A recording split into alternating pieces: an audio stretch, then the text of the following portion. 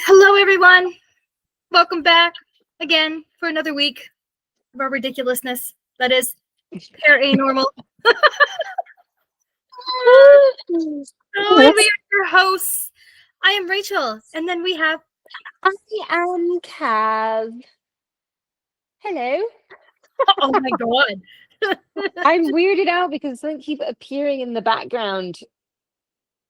I guess it's a jacket. I don't know, but it's like right at the hearse. It looks like a person. You know what? It does. It looks like mourning attire. It does. Very lovely.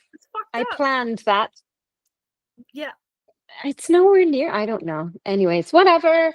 You seriously look like you have a headless Victorian lady beside you.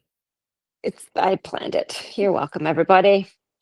This is even more reason if you don't watch us on YouTube to go on YouTube and watch us because it's great. Aside from our ridiculous faces, our backgrounds are always awesome. And every now and again, a headless ghosty pops in to say hello. Listen, you've got the headless ghost and I've got the hat. Exactly. Together we make fun. And what's going on here with the horse's butt? It's a glowing red. Oh, good Lord. We're off to a good start. Oh, wait. Talk amongst yourselves. I'm going to go get the Spirit Talker app. I was going to say. Oh, my Lord. Remember we said, let's do it. And then forgot. Well, we're doing it this time. Yes, but yeah. Wow. Not much has been going on, everyone. We have been right in the throes of spooky season, so we're busy with the Paranormal Seekers doing public events. We just did another one this past weekend in Ameliasburg at the Ameliasburg Heritage Village, which was super fun. And this weekend, very fun. Yeah, and then this weekend we actually have a private investigation, and then after we start a whole week of busyness. Like beyond busyness. Beyond. Yeah, we have 4 events next week. 4. Holy cow. Yeah. So we're kicking butt. It's great. I'm just having a little technical difficulties here. Always. I know. Just took much yourselves. There we go. I got to plug my phone in because it's old. It doesn't hold a charge. Yeah, we're old. And go. And turn on. I was going to say, do you have it turned up so people can hear it? I do, but I will show it as well. Okay. All right. Now we can go. And I would just like to point out, I'm in a tank top because it's still like 27 degrees outside. And I'm in a sweater because it's still 27 degrees outside. I am Desdemona. Why do we keep getting that? I don't even know where that name comes from. Hi, Desdemona. Bizarre. Hold on. I'm going to you're in a sweater, but we start this. Desdemona. I'm waiting for we got that so many times last week. Oh, Desdemona is a character in the William Shakespeare's play Othello. Shakespeare's Desdemona is a Venetian beauty who enrages and disappoints her father. Oh. All right. Perfect. Shakespeare, are you here? Is that what's going on? Oh, you're helping me. You're helping me. I don't know how. Anyways. Oh, I broke my phone case. Uh-oh. That's all right. Well, Desdemona, take a seat because we're talking about some really cool stuff today. I actually really enjoyed researching this. Yes, this is like my favorite thing. I think if much as morbid as it sounds, I'm sure like the FBI agent who's assigned to watch my phone and all the stuff that I do on my phone is probably like, what the hell is this? Because I'm like, how did they used to bury people? Yeah. What kind of embalming fluid was around? And mine are probably like, why is she looking up funeral biscuits? Oh my gosh. We'll talk about that in a bit. But if you guys haven't figured it out yet, my background is a Victorian parlor, and I'm pretty sure there's a casket behind me. Yeah. Sure is. Woo! It's empty though. Dun dun dun. And Kaz has a old school horse-drawn hearse. Yeah. Because we're going to talk. and headless woman. Headless And mourning. apparently someone's in the house with me. That's great. We can see they're in the house right behind me. This is going to be great, everybody. Welcome to our episode on Victorian mourning and all of the superstitions and practices that went with it. What better thing to discuss on Thanksgiving weekend? Exactly. Death with your family. We're all thankful for life, I suppose. And maybe that we don't have to follow some of these rules now. I know some of them are like pretty womp womp womp. My Lord. So, like I always say, let's start with this place behind me here. I'm just going to get this out of the way because this is what I tell everybody at some point during an investigation, like a public investigation. So if it's, say, at Kawartha Settlers Village, I'm going to talk about this when we get to the Junkin House and at Scugog Shores. When we get to the Lee House, I mention this kind of stuff. And when we do in Langs, Fitzpatrick and Milburn, thank you, because all of a sudden I just had a brain fart there. But yeah, then anyways, I'm on it. When you think way back, so we're going to the Victorian time frame. So let's just put ourselves in the late 1890s to 1910. We'll say we're going. What? Did you hear? What it said? Miscarriage. Ew. Oh, you can't see my. Why did that not show up? There you go. There we go. Your dead people are messed up. Anyways. No. So miscarriage. So when you're looking at that time frame, and even way before, and even we'll say probably up until about 1920s, there were no hospitals for the most part. Your hospitals were in peep doctors' houses. So your birthing and your death would happen at home, right? Unless you died outside, which happened quite a lot. So you would have a room at the front of the house. So there's always, if you look at old pioneer homes, all that kind of stuff, there'll always be a bedroom on the first floor. And that was known as your comings and goings room. So you would be, have births in that room and you would have deaths in that room. Now, when somebody did die in that time frame, there were also really no funeral homes because the funeral industry, so the death care industry, didn't start pretty much until later on. So you're talking about 1920s or so. Like it started like earlier, like some of the things, but it really didn't pick up steam and it really didn't become more monetized until that time frame. So you would have like the deaths in the house, and then you would have your parlor room. Now, some people, the parlor room was really nice looking. It was kind of like, your grandparents' house where you had that white living room and nobody that fancy living room / dining room that was only never allowed in special occasions, and it always looked ready to go. That's what the parlor room was. What? People are scared of us. I'm terrified of us too sometimes. They're ghosty. But anyways, so the parlor room, as much as people think, oh, it was there, they just sat there and all that kind of stuff. No, the parlor room was really never used at all. The only time it was ever used was if you had one of those in the middle of it with your loved one inside.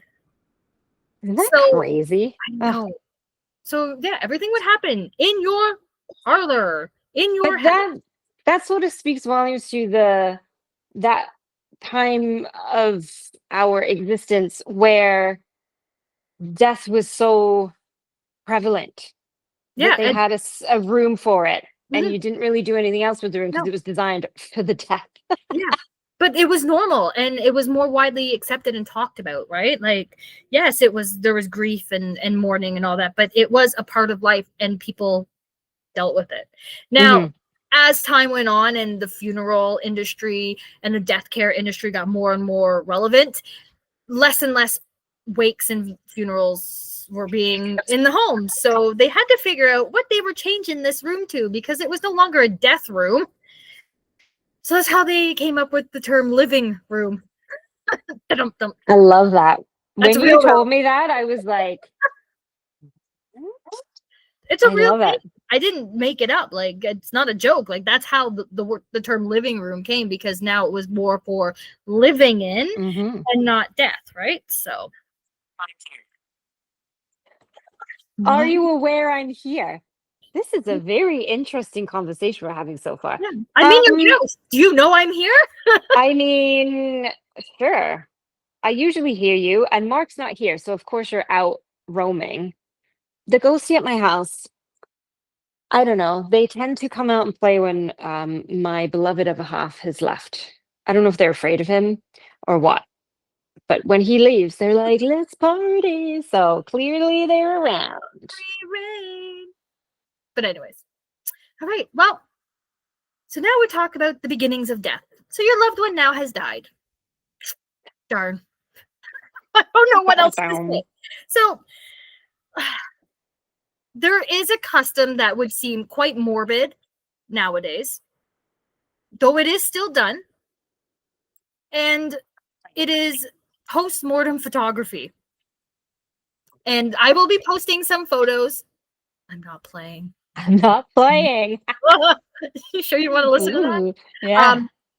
But post-mortem photography was a really big thing back in the Victorian era because taking photographs was a luxury.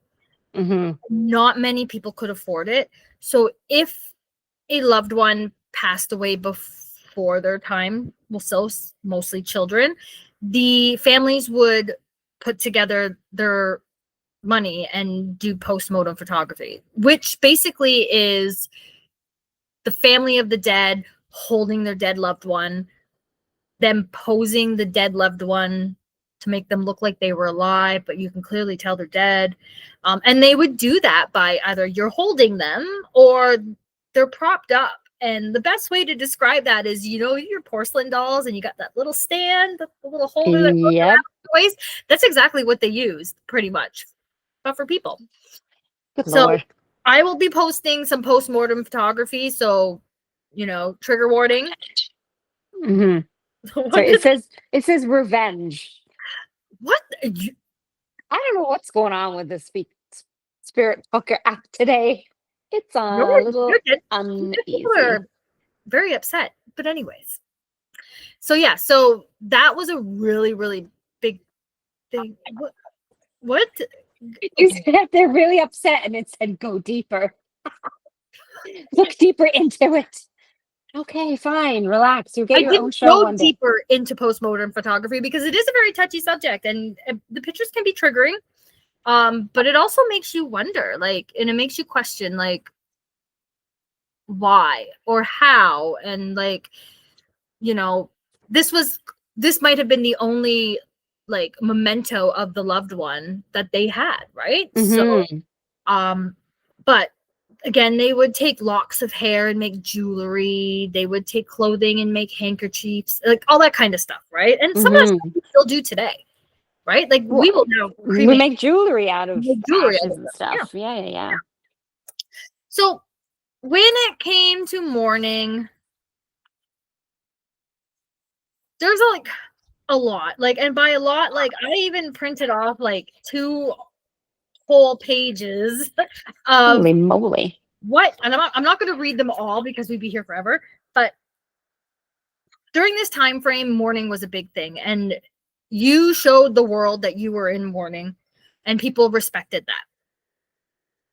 But different levels of relationship required different levels of mourning. So for widowers, so if your husband or wife died, and this is usually mostly for women, men they just wore suits, whatever. So widowers would wear mourning clothing for 1 year, and after 3 months they would enter back into society. So they would segregate and mourn for 3 months before they reintroduce themselves to the community. Now, I should say mourning attire for women was usually black dresses, crepe or crepe fabrics, black veils, everything black. That was for full mourning. Now, half mourning would happen at certain times. They would be allowed to half mourn, which would then be their way of introducing a little more color to their wardrobe. But it wasn't what did that say? It said medieval.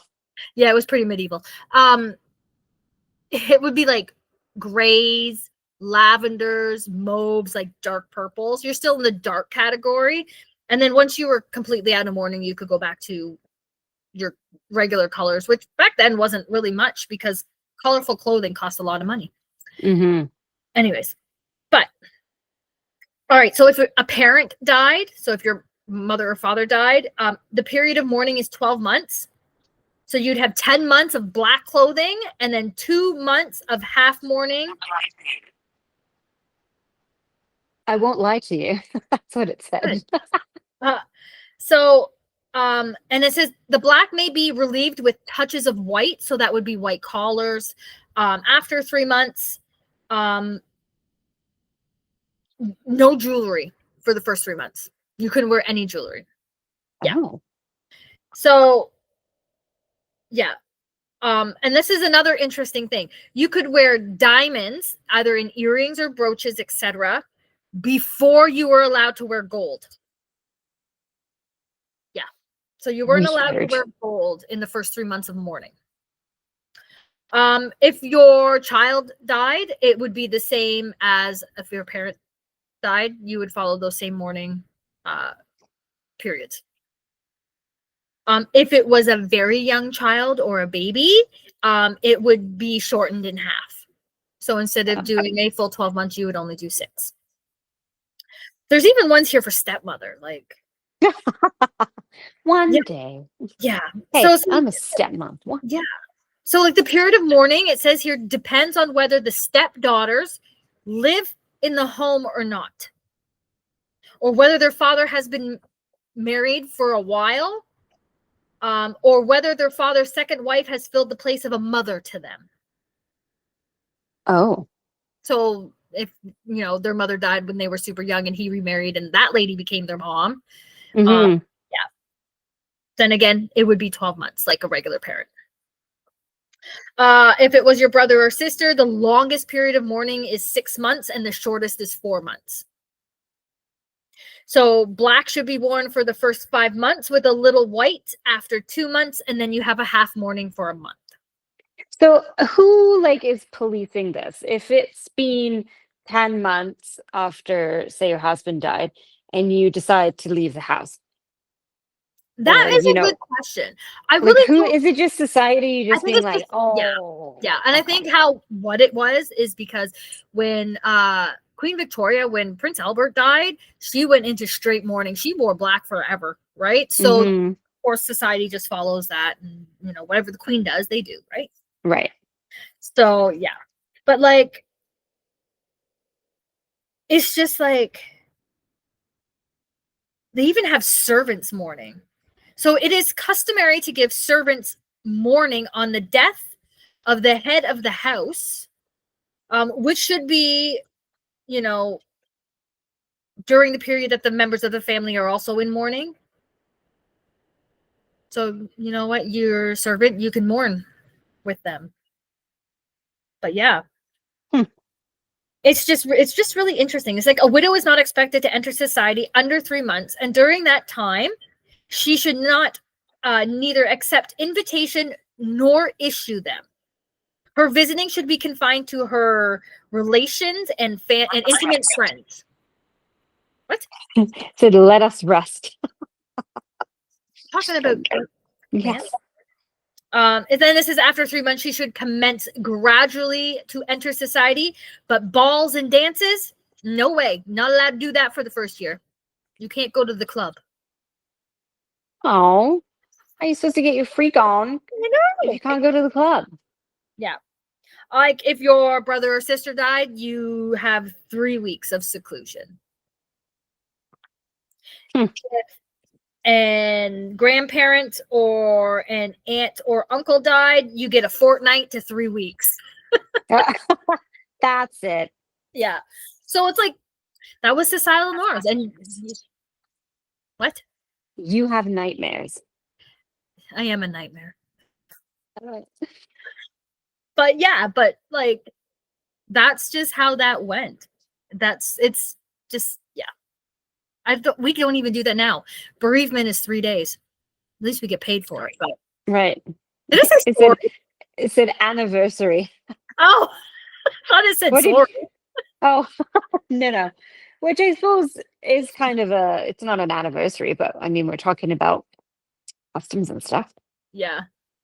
But like here's a really interesting, and like I said, It said green hair. What? I had green Okay. hair when I was younger. Um and that was on purpose, not because I dyed it and went into a pool. So like I was saying about funeral biscuits earlier, I looked these up and I'm seriously going to make them for us. Mm-hmm. So funeral biscuits, yes, biscuits, cookies, yes, were a type of biscuit that was traditionally served at funerals in England, Wales, Scotland, and North America. Mm, Because most of us in North America came from over there anyway, so we just brought our traditions with us. exactly. So this cookie is described as a kind of a sugared biscuit that are wrapped up, generally two of them together, because who the fuck wants one, in a sheet of wax paper sealed with black wax. The biscuits were given to each person attending the funeral and were accustomed to the funerals of lower and middle class people. In early North America, the biscuits were stamped with burial motifs and symbols such as a winged head or a cherub or an hourglass or a skull. And you gave them to your funeral guests. This is like a party favor. Pretty much, that you can eat. And guess what? If you go to Lang's Pioneer Village for their spooky All Hallows Eve event, they give you funeral cookies, funeral biscuits. Do they? They do. Got any? At the Milburn house. They do them there. Yep. I never got any. Well, that's cool. Well, I'll have to make you some then. Mm-hmm. Are they just like sugar cookies, really? Yeah, pretty much. Okay. Like shortbread sugar cookies, yeah. Right. I will post a recipe for them, everyone, so you can all make your own. We should make a funeral cookie exchange. Oh my god, that would be so cute. So is that kind of like now whenever there's a funeral, there's always like food afterwards? Yeah. I suppose that's where it comes from.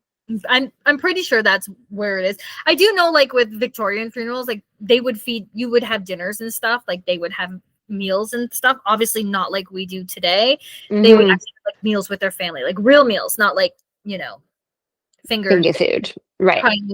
triangle sandwiches and stuff like that. They didn't have those back then. So yeah. Do you want me to do some of mine? I will give the superstition stuff, which is really interesting, at the end.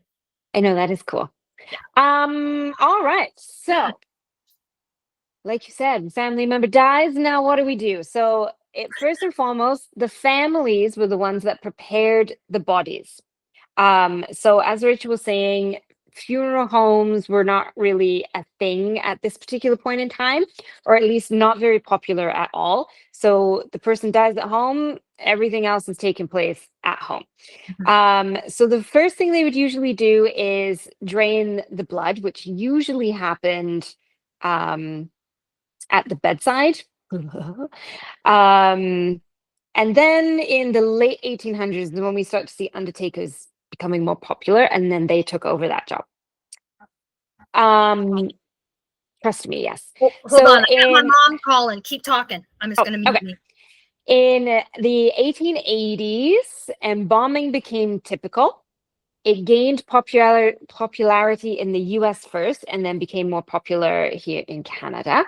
Embalming meant better health and sanitation conditions, plus the bodies were kept longer and they were kept in better condition. So this allowed time for family members who were traveling a great distance to get there to say their goodbyes, but also allowed bodies to be shipped. So when people died in the wars and things, then they could get embalmed and sent over, and they weren't all like by the time they got back. In 1883, the Canadian Professional Funeral Service Association was established. This saw the founding of the Canadian Undertakers Association, which later became the Canadian Embalmers Association. Early embalming fluid was arsenic and alumina. Anyways, it doesn't. Now it's just formaldehyde. So the family and then later the undertakers would drain the blood And then by arterial injection, the embalming fluid was administered. And then they were taken into such room as behind Rachel and usually put on display. But bear in mind, this took days, sometimes up to a week, up to almost 2 weeks for them to prepare the body, prepare the house, because everything was done at the house. So it wasn't just like, oh, Agatha's died. Like that body was in there for quite some time.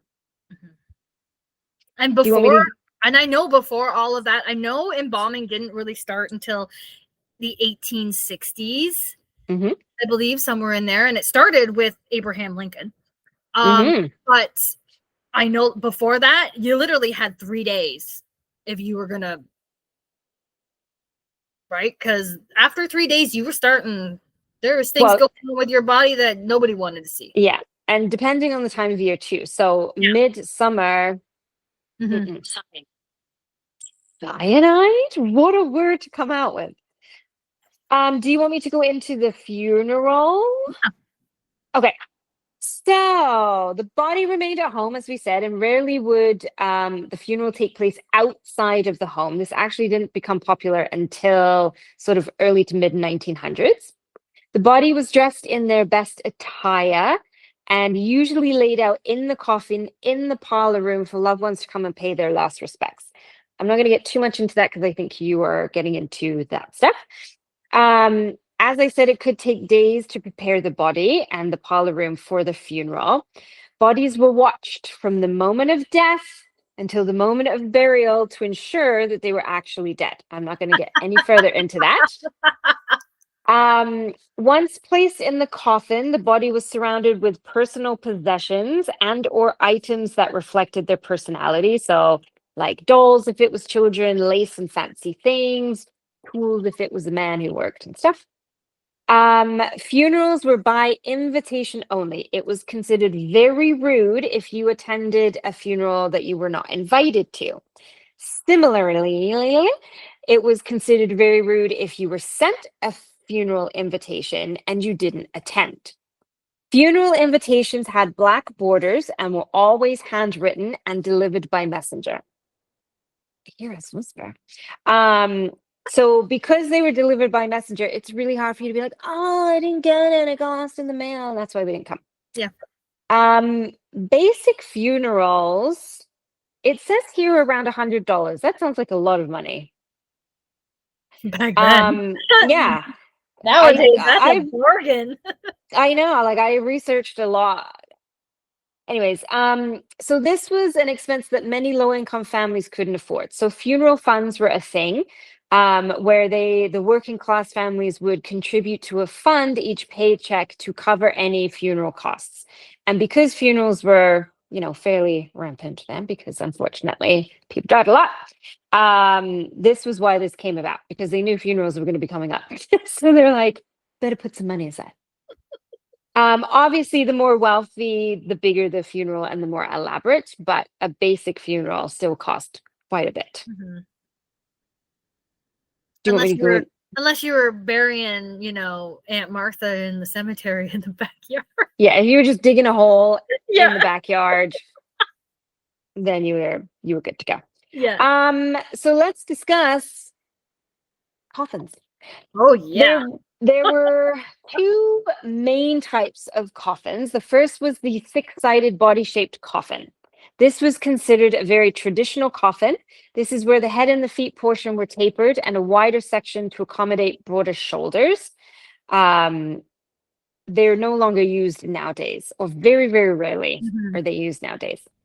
The second type of coffin was just a completely rectangle coffin. There was no tapering. These became very popular in the late 1800s and were used by more of the well-to-do people. Elaborate designs and fixtures were used to represent wealth and class. Cast iron and steel coffins were also used, mostly for war victims or for bodies requiring long transportation. These were very durable, and these coffins could be sealed and were much more durable, as I said, to carry bodies, especially if it needed long transportation. But my God, imagine a cast iron coffin. Like, Jesus Christ. They put, I know they put certain people that they didn't like in cast iron coffins because they damn well knew that they weren't coming out of them.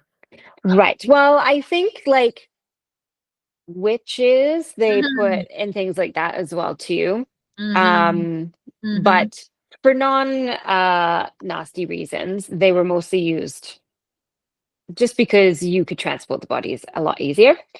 Coffins were what's that? And I said, and it showed you had money. Right. Yeah, 1960s. Not quite. So coffins were always handmade, often custom sized. They were typically made from wood ranging from cheap pine to really heavier, thick, solid woods for the rich. Many rich people would don the insides of their coffin with luxurious fabrics and cushions. Many custom coffins did not fit through the doors of the tiny homes. This posed a real problem when they were trying to move the body out of the house. So families would either lay the body on a flat surface in the parlor room for the funeral and then carry the body out and put it into the coffin when they were outside. They would hold the funeral outside if the weather was permitting, or they would use a basic wicker coffin that was small and easy to transport, and then the body was transported to the proper coffin once they were outside. Wealthy families, however, would have wider doorways installed in their homes called death doors, and this would solve their problem. That's how insane it was that they would have to build a whole door just to fit coffins through. Speaking of death doors and stuff, have you ever not noticed in some like super old mansion, big houses, that when you walk up the staircase, there's these like weird little insets where people usually put statues and stuff? That's actually so people can carry coffins down the stairs without hitting the walls. What? Yeah. Well, it makes sense now, but I am full of this ridiculous, useless information. apparently It's actually pretty cool. So yeah. It's not useless now. No. Wow. Well, why would you be carrying a coffin downstairs? Why wouldn't you just carry the body downstairs? It's just for all of that. All right. I don't know. Where did I leave off here? Okay, so wicker coffins, which were once quite popular because they were easy to make, became very unpopular in the Victorian era due to their weight restrictions and how easily they broke down. The term casket became popular during this era instead of the word coffin, as it made death seem more refined and less grim. Does it though? Does it? No, it really doesn't. Coffin, casket. I think casket's worse. I don't know. They're both kind of weird things. They all mean the same thing. They really do. Should I just keep going? Sure. Okay. So now let's talk about the funeral procession. So after your loved ones had said their goodbyes, it was time to finally bury the body. This could be days, even close to 2. Oh, you were cherished. Thank you. During the Victorian era, graveyards and cemeteries began to gain popularity.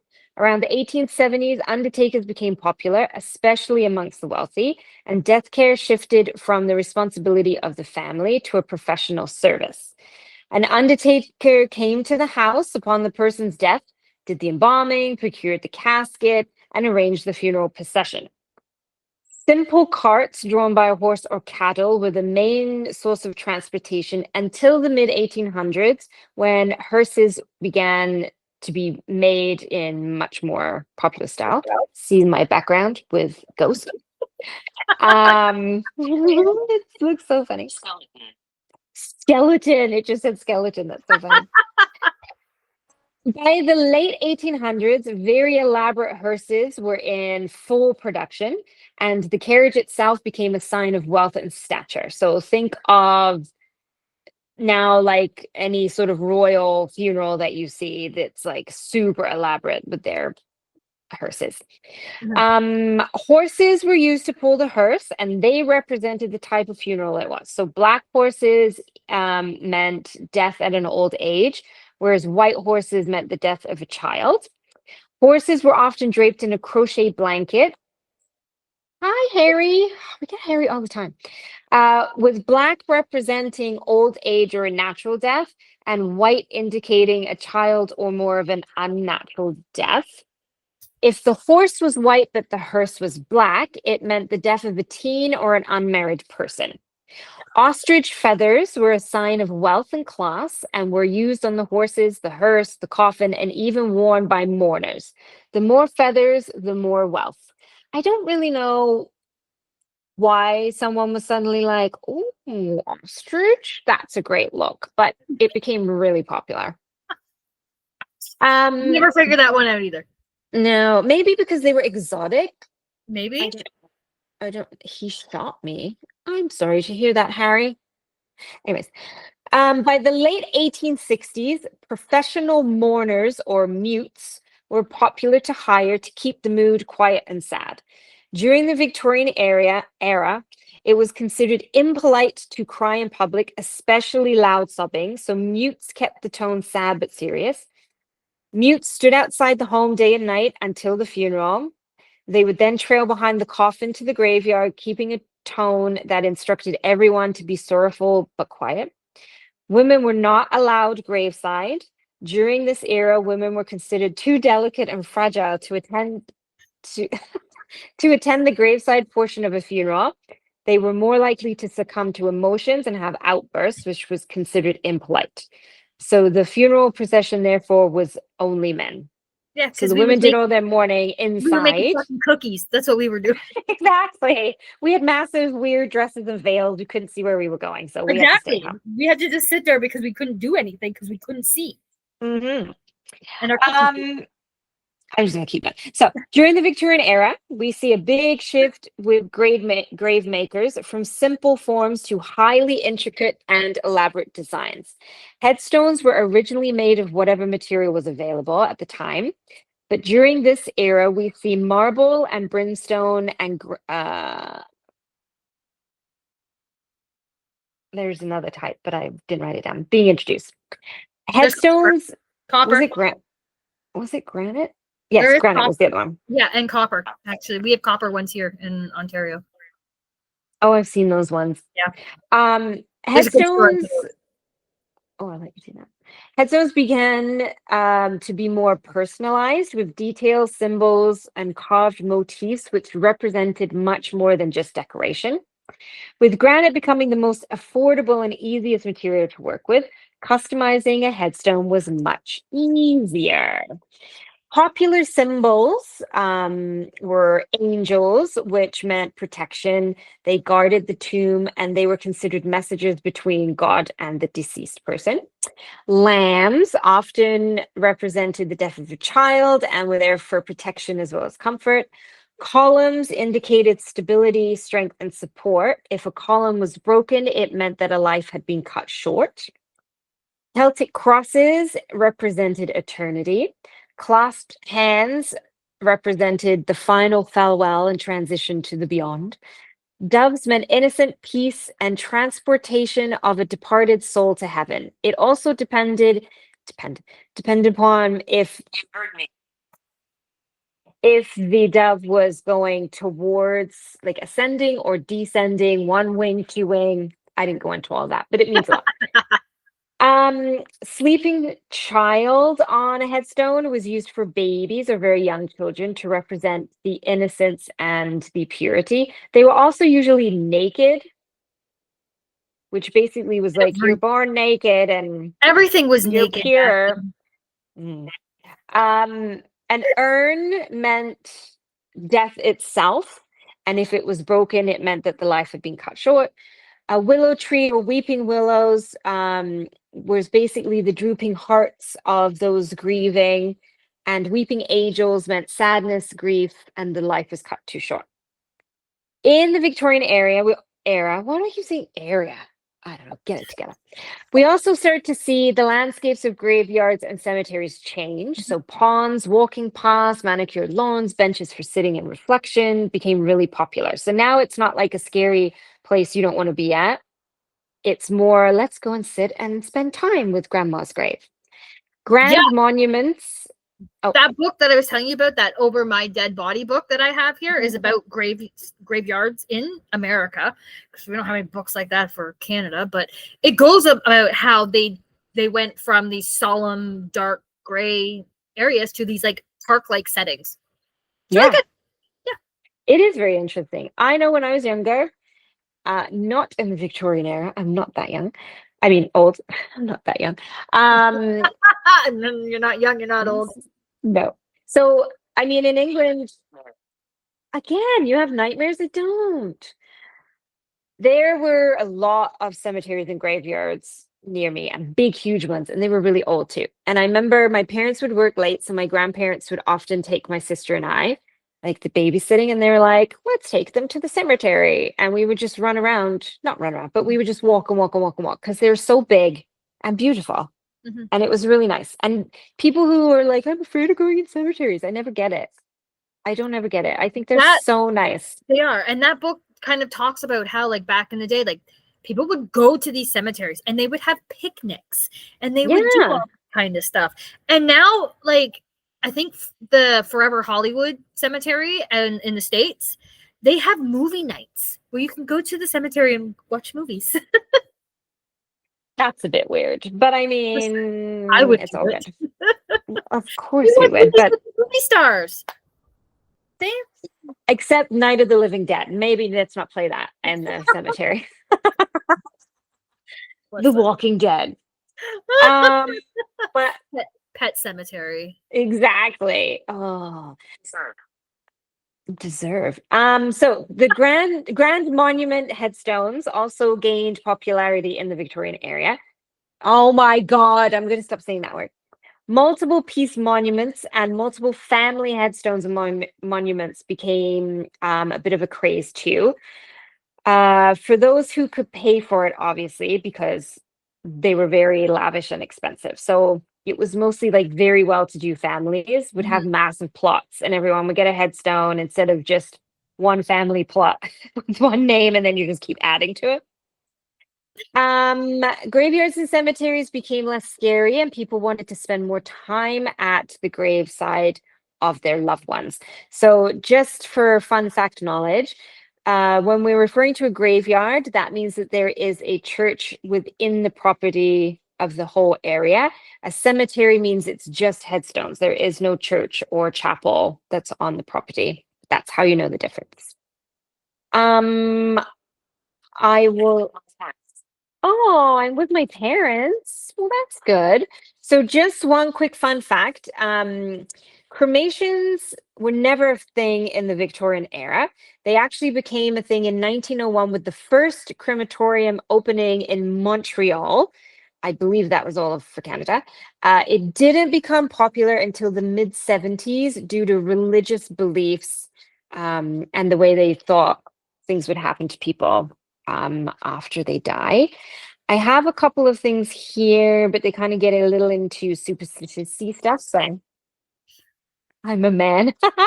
So I'll let you start doing your thing, and then I can finish my little thing. Okay, speaking of burials and coffins and putting people in the ground. So back in Victoria times, and even farther than that, people had a real fear of being buried alive. And they should have done, because it was a thing.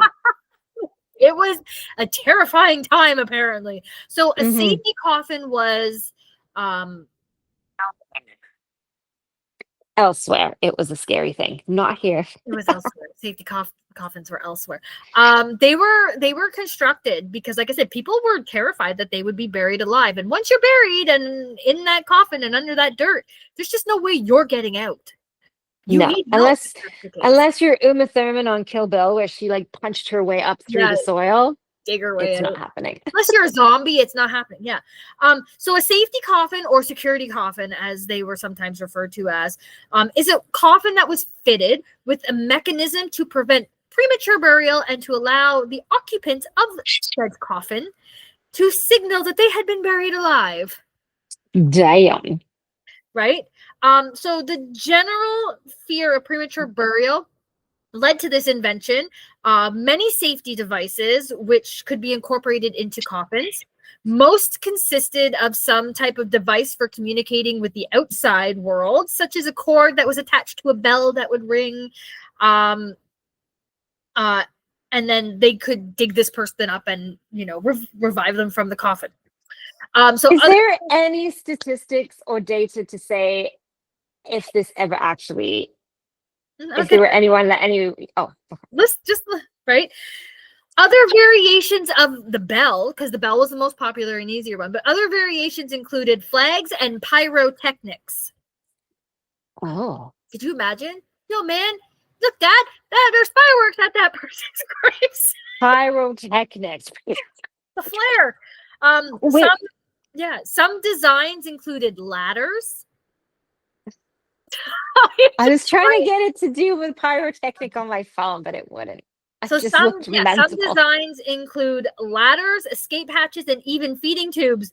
But many, if not all, forgot the method of providing air. That's amazing. Safety coffin my ass. Anyways. So you were alive until you suffocated to death. Literally. But get this. A modern safety coffin was patented in 1995. What? There's still the fear of being buried alive. Yeah. But this patent included an emergency alarm, an intercom system, a flashlight, a breathing apparatus, because somebody finally figured that out. Good. Both a heart monitor and a simulator. Or a stimulator, not a simulator. Jay's looking at No, I was like a simulator. So I'm sorry, how do you signal? We have like a satellite phone? That's what Jay just asked. Yeah, like how are you? So, okay, now you've got air, but how do you signal? I know, like, where does the intercom go? Like, into the funeral home? Like, yeah, I don't know. Oh, imagine that one.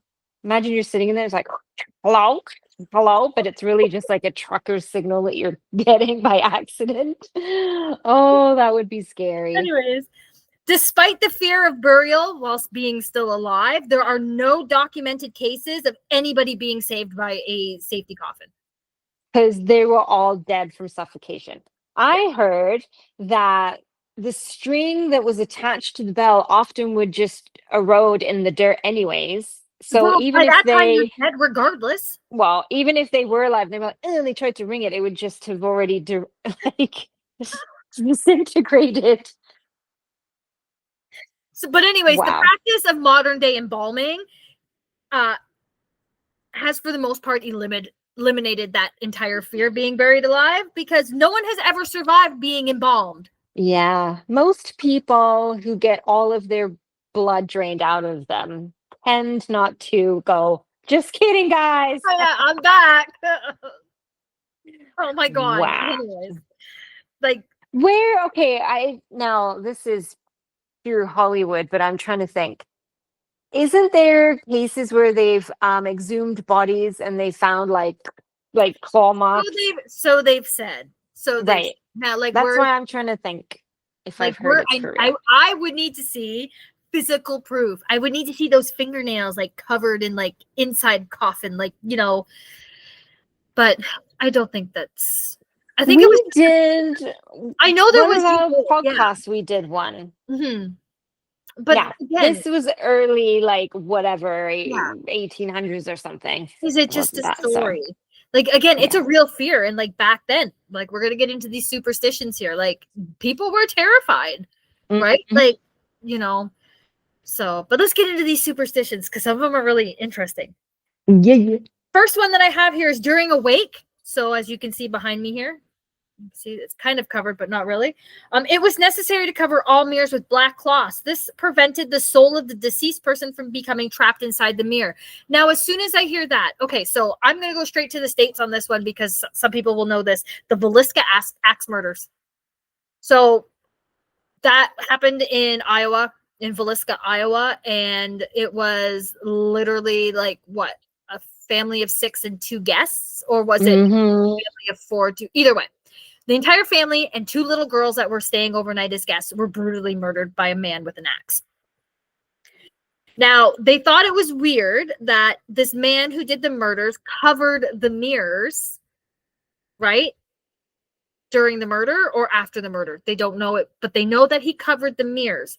Now, they thought this was so he wasn't watching himself murder these people, but I think it was because he didn't want their souls and their spirits to be trapped in the mirror. And interestingly enough, the person that they most suspect was a priest, was he not? I think so, yeah. Yeah. And because a traveling priest, like, didn't he admit it? And he was on trial, but they acquitted him or something. Yeah. But that would make sense. It would be someone who has a religious background or at least very religious beliefs, because if someone's just crazy and killing people, they probably wouldn't care if the person's soul is stuck or not. Yeah. So that's very interesting. Yeah. So flowers that would bloom on the grave of someone who would be considered had a good and prosperous life. So flowers would grow on their graves. That's a superstition.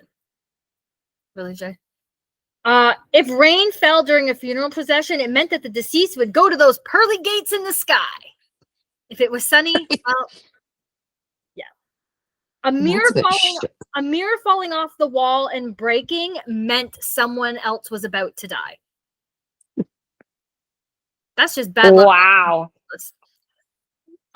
It was also bad luck to run into a funeral procession. If you saw a funeral procession coming, it was wise to turn around and go in the opposite direction. We all now just pull over and let them pass. Yeah. The only way to be able to confront the funeral procession was to hold onto a button the entire way until you arrived at your destination. I don't even have a button to hold on to. What the fuck? Literally. You'd be screwed. I have something that you could turn your back to it until it had passed. If you weren't able to go a different way and you didn't have a button, you would just turn your back to it. To me, that's super disrespectful. So if anything, I would just think like lowering your head as it went by would be fine. What's a button gonna do? I don't know. A clap of thunder after a burial meant the deceased soul had arrived at those pearly gates. Believe. Well, if you ever watch like horror movies and stuff, funerals are always rainy and thundery. Yeah. Which is just trying to create some sort of, but meanwhile, I guess it's a good thing. Yeah. You don't wear anything new to a funeral. So your clothing that you're wearing is old. That's not how it is now. I feel like people sometimes funerals become this big elaborate thing. And it's ridiculous.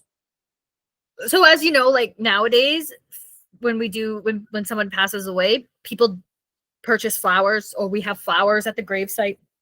And it was the same back then, but it was certain flowers.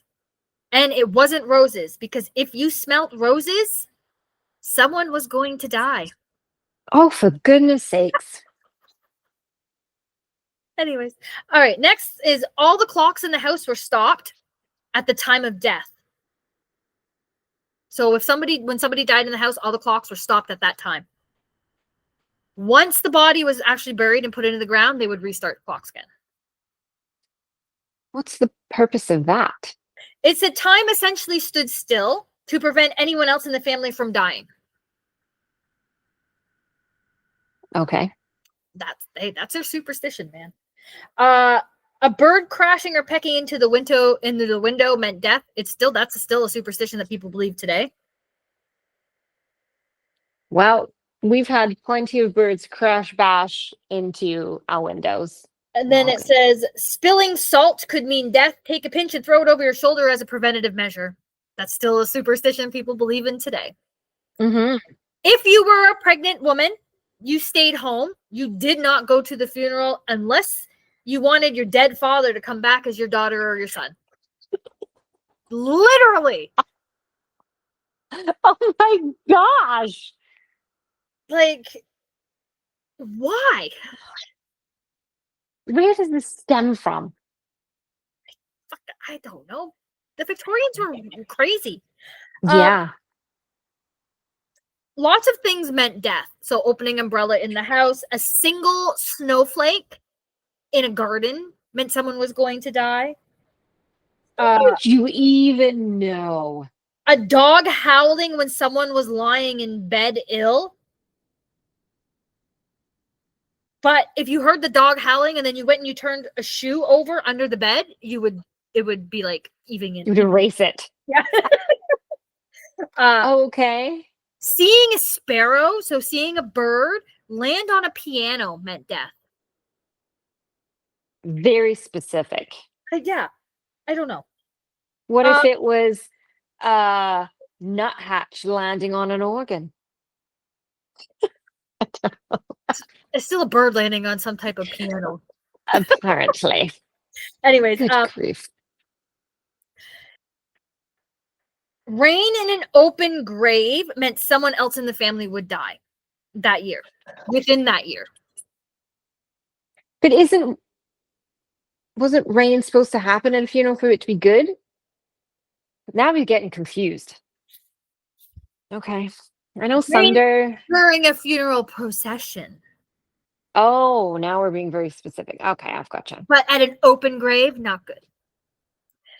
White ribbons would be tied onto anything leaving the house to prevent the spread of death.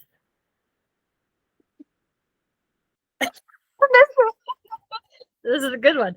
This totally included tying ribbons onto chickens because those pesky little buggers are sure to kill you. How much ribbon would I have to go through if that happened to you? Oh my gosh. Just trying to catch the chickens, first of all, would cause death to people. I know. Like There's always an advertisement for chicken catchers. Yeah. Always. It was bad luck to lock your doors after a funeral procession left the house. Just in case the dead wanted back in. Oh. Okay. It said Victorians also placed iron cages over graves to prevent robbers and vampires. And vampires. Well, of course. But iron, they could get through iron. You would have to put silver. Oh, come on, people. That's basic knowledge. Victorian people. This is what they believed in. This is what happens when you don't have the internet. It was vampires that made up that thing. They're like, yeah, you should totally put iron. We can't get in. But there are like so many other superstitions out there. Like, and it wasn't just like it just ran rampant through like the entire era. Just people like a lot of our superstitions today, like don't walk under ladders, black cats are, witches. That all came from that time frame too, right? So I know. Don't walk over graves. Listen, hold your breath as you're passing a cemetery. Like, are you fucking kidding me? Some of these cemeteries are huge. I would probably die before. I know. Right? I have that. I think I have that written down. I have touching the dead body at the wake meant that it wouldn't come back to haunt you. Sorry, just fill it up. Just exactly. Yawning at a funeral meant your spirit could jump out and the devil could jump in. That might be fun. I think I had the same ones as you. Yes, it was bad luck to sit or walk on someone's grave. And when a person was buried, they were buried with their heads to the west and their feet to the east because final judgment came from the east. What if that's not the way the cemetery went? Yes, you're in big trouble. Oh man, I'm glad we have evolved. I know, but there's still like tons of things. Yeah, there's lots of things people do. I mean, as you know, I love a good cemetery and graveyard, and I'm in there quite often. And I have people who are like, aren't you like scared when you're in the graveyard? Or don't you think the ghost is going to be mad that you're taking pictures? Blah, blah, blah, blah. And people just generally still don't like being in cemeteries and graveyards. I don't know why people think spirits hang out in there. I don't. No. Would you? Like, No. let's put it this way. You die. You can go anywhere, anytime, any place, whatever. Are you just gonna go hang out at your grave? Unless I hid something there. I'm not Right. Like, I mean, maybe if loved ones were there, you might go Yeah. hang out, but that would be it. I really don't think there's a bunch of ghosts wandering around. The only I time the just don't. cemetery is haunted is because it's haunted by a caretaker or somebody who spent a lot of time there maintaining the grounds, or it was their piece of property that they gave, right? Like, Mhm. not really the people that are buried there. No. The So, scariest thing I've ever seen in a graveyard was I came around the corner and there were like 3 homeless people doing crack. That was terrifying because it was me and my friend, and it was like a massive graveyard, and we yeah. were there like by ourselves, and we were way off the beaten path. And there was these big like mausoleum things or whatever they're Mm. called. Yeah, that was scary. I'm like, we're gonna Oh my God. die.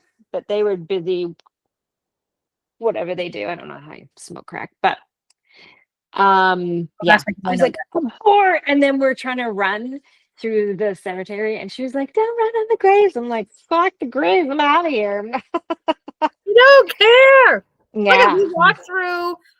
we walk through the cemetery at Scugog Shores, and while they know where most are, they don't know where everyone is. So and the stones aren't there anymore. There's a few stones that are still standing. Most of them are on the carrot, like the wall, Hmm. because they were so, falling apart that they needed to be saved somehow. So they made a what's it called, a cairn or whatever, where they just like put it all up. So you just walk across everybody. Just walk. You just gotta be careful. Hmm. Sometimes it divots a little. You just have Yeah, in some areas. mind your footing, but yeah. But I should also mention too, and I was talking to you this before we started. There is a book out there. Again, it's about the States, because Canada, for some reason, we don't talk about this shit up here because heaven fucking forbid. Anyways, I bought this book a while back ago and I lent it out. I don't have it on me right now, but it is called Disconnected from Death: The Evolution of Funerary Customs and the Unmasking of Death in America. It's by April Slaughter and Troy Taylor. It is so good. It kind of gives you like an in-depth of like literally everything we just talked about, from like how, death was brought about in America and how people, had funerals in their homes, and death was all about what? It said wandering aimlessly. That's what we do in cemeteries. That's exactly what we do. But it talks about all of that fun stuff, and how like the death care industry, monopolized and monetized it, and how it is today.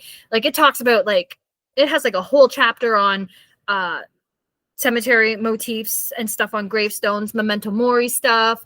It talks about it has a whole chapter on the assassination of Abraham Lincoln and how that brought about that whole funeral customs, because he was, assassinated, and then they just kind of like put him on this funeral train and took him all across the friggin' country, right? Hmm. It talks about like the embalming and how they had to keep him on ice, like all that kind of stuff, right? I was actually going to have his hearse in my background, because they show the massive plumage of ostrich feathers. Like his friggin', I would Google it if you can, because his hearse was covered in ostrich feathers. Mm-hmm. Again, I don't really know why they were a significant bird then, but yeah, that was kind of thus I guess it's like started the big trend. peacock nowadays. Exactly. Like, I think it was just an exotic thing. People hadn't, I mean, who's going to see a ostrich? They didn't have zoos and things really, like, No. not for people to go to. So I think it was just a sign of wealth, because no one else would have them unless you traveled to places that had ostriches. So I will post the picture of the book and some more information about it. Like, I got it off of Amazon. The last time I checked, you couldn't get it off of Amazon anymore, though it might change. But definitely, if this is something you're interested in, because it talks about post-mortem photography, all that kind of stuff. Like, it's super good. Super good. But yeah. Yeah. I'll post it. Now, with that, What? with 1960s, with that photography, oh, where was I going to go with that? Oftentimes, would that be like it just looks like they're sleeping, or would they try and like pry their eyes open? Some of them, their eyes are wide open, and they just look like, right? I actually, when I Some of was, the ones, like the younger ones, like the smaller children, of course, they look like they're sleeping, but they try right. to make them look as alive as possible. So when these photos were displayed, it wouldn't look like the person was dead. I know, when I was researching this, I came across a number of pictures that were obviously those death Mhm. photographs, and there were so many of children and with children next to the deceased, and they're just like, "Eh," and I'm like, oh my God, imagine. Come on, Yeah. come on, guys, get in there. And you have to remember, like photography nowadays wasn't like stand there, point and click. It was stand there for Oh, it about was, an hour, yeah, don't move. Okay, right? Like yeah. wasn't like it was today. But like people today, like maybe we should do a whole episode on like new funeral customs and superstitions because there are some like, and I'm pretty sure you've probably seen them because they pop up on my like TikTok and like I know Instagram, exactly where you're going with this. where these people are like posed like driving their cars, like right, like I know. I standing in the wasn't even corner, like sure. I'm like, is that really oh yeah, it's really a real. thing? Yeah, But it's really a thing. that's that's a bit much, I think. Well, you could have places like I know, is it the Philippines where they like Yeah, dig they them dig them up up. here and like Hmm. brush their hair and make sure they look good, and then they like They have take a pictures. picnic with them. They party with them. Yeah. Yeah. Because it's not considered like death is not considered this morbid, scary, weird thing. No, It's celebrated. no, yeah. Now, digging up my deceased loved ones and like parading them around, I'm not really sure. I also don't know about this whole posing the people. And here's something that's really interesting. So I saw one where they're like really posed, like posed Yeah, sitting or posed driving. They're now in that pose, I would assume, eternally. How are you getting him in the casket and breaking him down? Like, because as far as I know, once you've embalmed them in a certain way, that's where they're staying. yeah. I don't know. I don't know. That's another thing we didn't Unless unless they're gonna get cremated after that. probably. Yeah, I don't Like, know. what happens if they're like this? Like, how are you gonna get them in the oven? Like, they're like, But well, I don't know. oven coffin, I don't know. Like these are legitimate questions we need to know. Maybe we should talk to a funeral director. I would love that. I wonder if I can get some people that I know. I know a few people that work at funeral homes, so Yeah, let's talk to them yeah. One of them's in the one of them, funeral one of home. them is actually a psychic too. Oh, that would be a very interesting job if you're a psychic. Yeah. But that's another thing that we didn't talk about, not psychics, but and it's just when you in that time when you died in the winter, they didn't have the technology like we do today, like the bulldozers and the diggers to actually dig through frozen ground, right? So if you died in the winter, guess where you stayed? In the basement, in the cellar, Hmm. until the ground thawed, and then you were removed and buried. Yep. Fun times. I know Savannah, when I was in Savannah, and I was in the Sorrel Weed house because in the basement was the son who was the doctor.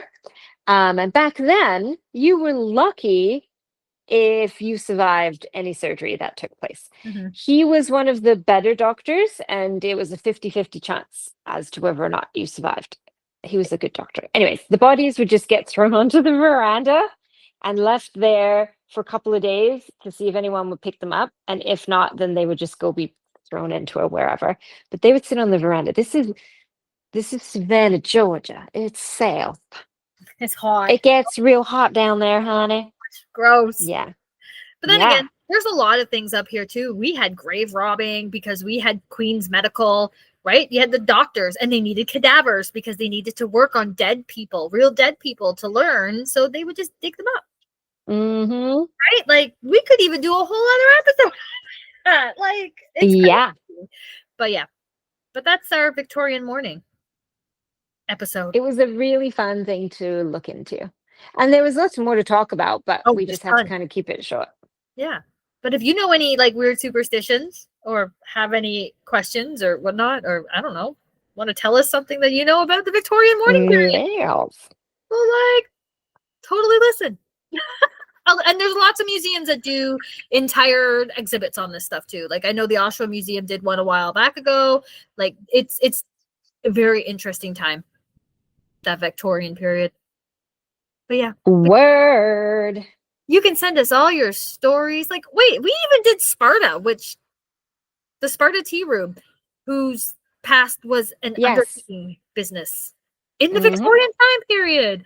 Da, da, da. But yeah, anyways, if you have any stories or superstitions or anything like that that kind of comes back from that time frame, we'd love to hear it. So you can send us an email with your experiences or stories or questions, whatever.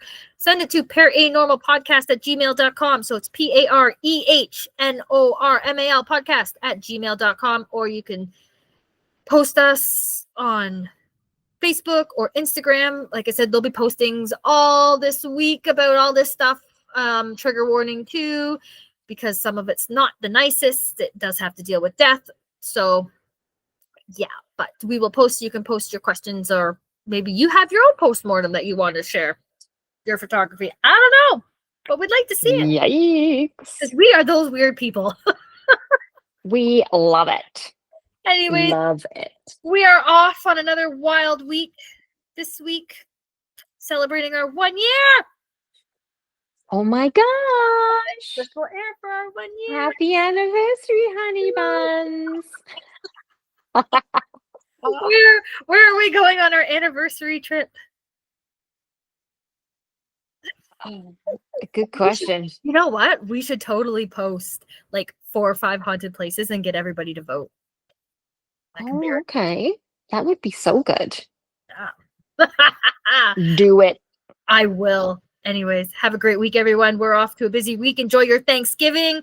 And yeah, we are busy. 2 presentations, 2 public investigations. Whoop, whoop. Oh, my Lord. And probably another mill story. Anyways, have a great week, everyone.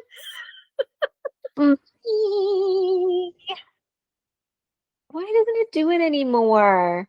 I don't know. It doesn't like you.